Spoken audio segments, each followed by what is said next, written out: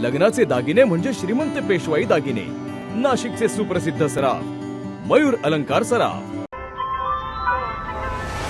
ताज्या बातम्यांसाठी नाशिक न्यूजच्या YouTube चॅनलला सबस्क्राईब करा आणि बेल आयकॉनला प्रेस करा।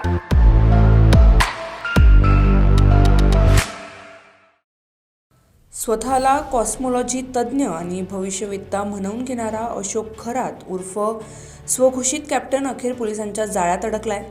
35 वर्षीय महिलेवर बलात्कार केल्याच्या आरोपाखाली नाशिकच्या सरकारवाडा पोलिसांनी त्याला अटक केली आहे। पीडित महिलेच्या तक्रारीनंतर सरकारवाडा पोलीस ठाण्यात गुन्हा दाखल करण्यात आला असून तपासादरम्यान उघड झालेल्या धक्कादायक बाबींमुळे संपूर्ण महाराष्ट्रात एकच खळबळ उडाली आहे।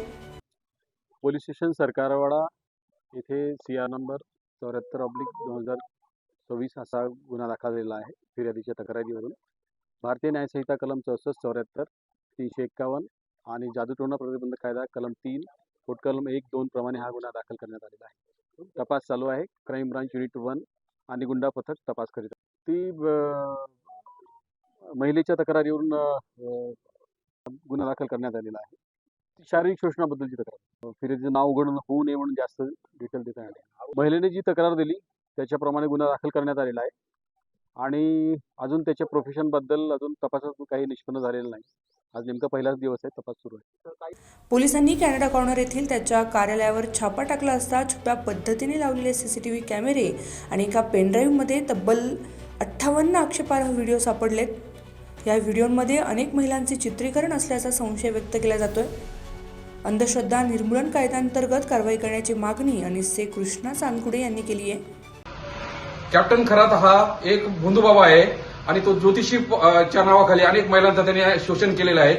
अनेक राजकीय व्यक्तींचं त्याला पाठबळ आहे।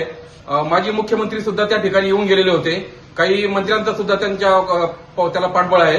काही अनेक जे राजकीय पदाधिकारी आहेत त्यांचं त्याच्या ट्रस्टवरती नाव आहे। त्यामुळे या प्रकरणामध्ये राजकीय दबाव येण्याची शक्यता आहे।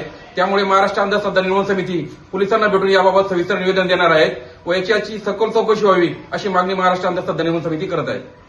आरोपी महिलांना भविष्याची भीती दाखवून किंवा विविध आमिषे देऊन जाळ्यात ओढत होता आणि त्यानंतर अत्याचार करत असल्याची शक्यता पोलीस सूत्रांनी व्यक्त केली आहे। अशोक खरातचे धागेदोरे स्थानिक पातळीपासून दिल्लीपर्यंतच्या काही राजकीय वर्तुळांशी जोडले गेले असल्याची ही चर्चा रंगली आहे। जप्त केलेल्या व्हिडिओमध्ये कोणत्या व्यक्तींचा समावेश आहे याचा तपास नाशिक क्राईम ब्रांचकडून सुरू आहे।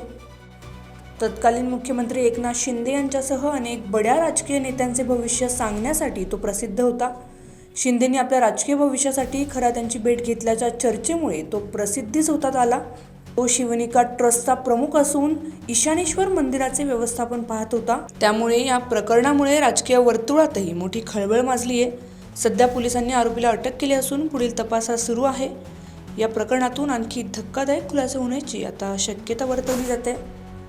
Bureau report, Nashik news, Nashik. ताज्या बातम्यांसाठी नाशिक न्यूजच्या YouTube चॅनलला सबस्क्राईब करा आणि बेल आयकॉनला प्रेस करा।